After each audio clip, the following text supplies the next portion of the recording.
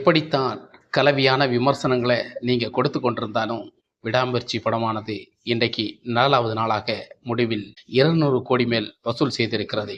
இது அஜித் படத்துக்கு ரொம்ப குறைவாக இருந்தாலும், இந்த படத்தோட டிஸ்ட்ரிபியூட்டர் அப்படி பார்க்கும்போது அஜித் படம் இந்த விடாமுயற்சி படம் 4 நாளிலே சூப்பர் ஹிட் மூவியாக அமைஞ்சிருக்கிறது. எந்த விதமான மாற்று கருத்தும் இல்லை என்பதை சொல்லப்படுகிறது. இன்னைக்குள்ள கருத்து கணிப்பில் தெரிகிறது.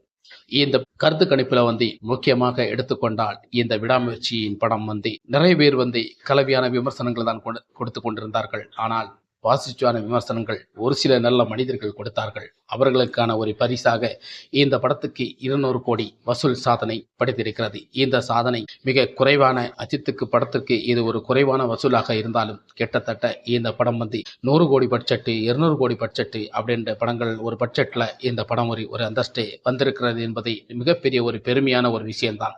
இந்த பெருமையை நமக்கு கொண்டாடத்தான் செய்ய முடியும். ஏன்னா இந்த படத்துக்கு இப்பேற்பட்ட ஒரு மதிப்பு, ஒரு ரீசெண்ட், அதாவது எவ்வளவு பெரிய கலவையான விமர்சனங்களை கொடுத்து நம்ம தெரியும். ஏந்தியன் 2 படத்தை மிகப்பெரிய ஒரு தோல்வியில் தள்ளப்பட்டது.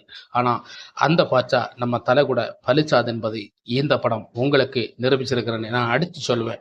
அந்த அளவுக்கு தான் இந்த படம் இருக்கிறது. 4 நாளில் 200 கோடி வசூல் அள்ளியிருக்கு. இன்னும் எத்தனை நாட்கள் லீவு நாட்கள் வரப்போகிறது, அத்தனை நாட்களை இந்த படம் கடந்து வெற்றி பெறும். நிச்சயமாக எல்லோருக்கும் பாய்ஸ் கோளாறுகள் இருக்கிறவர்களுக்கு செம அடியே இந்த விடாமுயற்சி படம் கொடுக்கத்தான் போகிறது.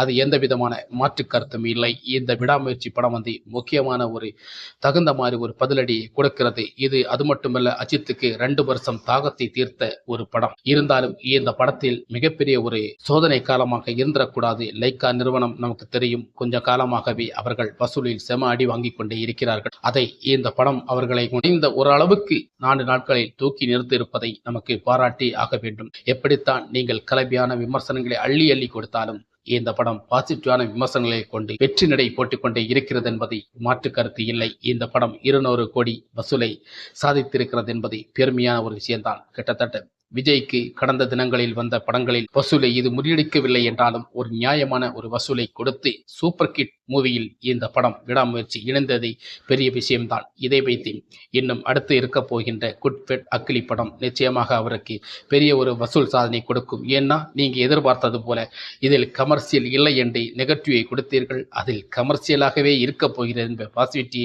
நீங்கள் அள்ளப் போகிறீர்கள், கொண்டாடப் போகிறீர்கள். அஜித்தை காட்டும் ஒவ்வொரு சீனும் கிளாஸ் அள்ளப் போகிறது என்பதை உங்களுக்கு தெளிவாக சொல்கிறேன். அந்த மாதிரி படங்கள் இனி உங்களுக்கு வர காத்திருக்கிறது. ஏப்ரல் 14ஆம் தேதி வரை வெயிட் பண்ணி தான் இருக்க வேண்டும். தமிழ் புத்தாண்டுக்கு நிச்சயமாக உங்களுக்கு செம ஒரு விருந்து இருக்க போகிறது. இந்த விடாமுயற்சி படம் 200 கோடி வசூல் அள்ளிய படம் சூப்பர் ஹிட் மூவியாக இன்னைக்கு அமைஞ்சதை நீங்கள் எத்தனை பேர் கொண்டாட போகிறேன்னு தெரியல. ஆனால் நிச்சயமாக நீங்கள் கொண்டாட வேண்டும் என்பதற்கான ஒரு கருத்தை உங்கள் முன் வைக்கிறேன். மீண்டும் இது போன்ற விஷயங்களை நீங்கள் தெரிஞ்சு கொள்ளணும்னா நம்ம சேனலுக்கு சப்ஸ்கிரைப், லைக் பண்ணுங்க, ஷேர் பண்ணுங்க. வணக்கம்.